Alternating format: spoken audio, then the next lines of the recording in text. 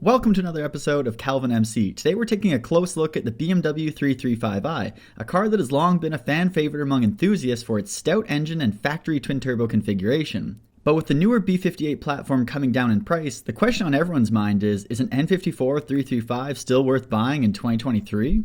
We'll be answering that question and more as we put this classic sports coupe through its paces. So sit back, buckle up, and join us as we review the BMW 335i. When the N54 debuted at the Geneva Motor Show in 2006, it was BMW's first step into a mass-production direct-injection turbocharged inline-six.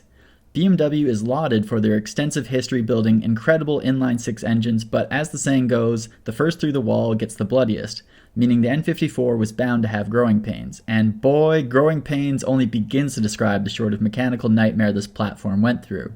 The N54's engine's first missteps were the faulty Piezo fuel injectors and high-pressure fuel pump, the latter of which led to a class action lawsuit against BMW which they conceded to in October of 2010. BMW did the right thing eventually and replaced around 40,000 high-pressure fuel pumps in this recall.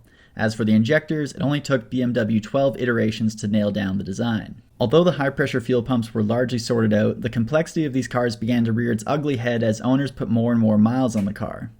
The small air oil separator in the PCV system led to carbon buildup in the intake valves, the electric water pumps failed every 80,000 miles, leaving the driver stranded, and as soon as people started turning the boost up, the misfires became abundant. And how could I forget the Wastegate Rattle, an iconic sound of this era of BMW?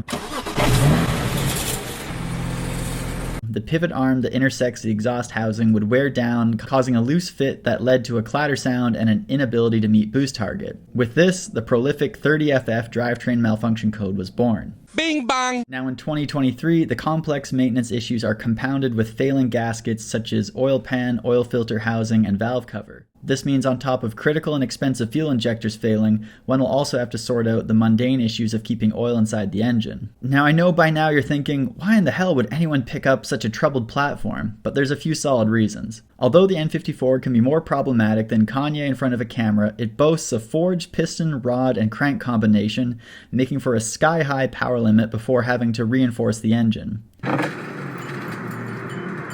The twin turbos, although akin to a maraca, are capable of powering your N54 to forcefully put down around 450 wheel horsepower at a maximum. And most of all, the E9X generation is easily found with a manual transmission, while modern BMW models rarely offer this. The way the car market has changed over the last couple years has put the E9X N54 cars a lot closer in price range to the B58 cars such as the 340 and 440i. The B58, the successor to the N54 and N55, now looms over the aftermarket scene, offering more power in stock form and lots of potential left on the table, as made clear by many videos showing the gains from a simple downpipe and tune. The B58 is what comes out when you hand in a half-baked essay to your English teacher only for them to give you another shot at resurrecting your grade at the end of the year by redoing the assignment. This time, BMW did away with the two turbos in favor of one twin-scroll turbo, and they modernized the Piezo injectors to solenoid-type injectors, which have proven to be less problematic.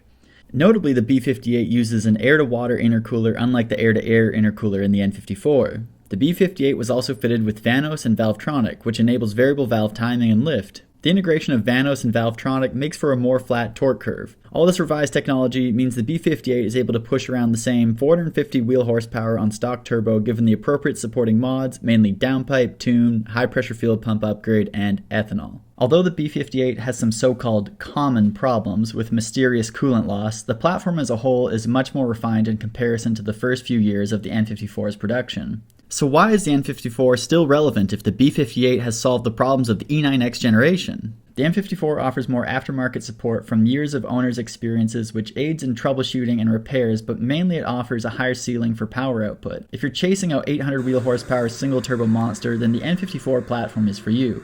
Although it's a risk for how long any stock N54 engine will last at those power figures, it's been well documented by several people that have done it before and subsequently put thousands of miles on those engines to see what fails. If you plan to go the big turbo route, you should be prepared to spend 340i, B58 kind of money. Power does not come cheap, and even if you find a good condition N54 335 for 10 grand, you'll quickly spend another 20 upgrading the 335i to reliably produce the power and put it to the ground. Keep in mind, a set of Index 12 injectors for an N54 are currently about $3,500. If you aren't chasing 800 or even 500 wheel horsepower and you have the cash for a 340i, then buy a B58 platform car. Stock 340i's are putting down low 300s to the wheels, and with a downpipe, charge pipe, and tune, you'll be seeing low 400s to the wheels. This recipe will be exponentially more reliable and refined than an N54 making the same power.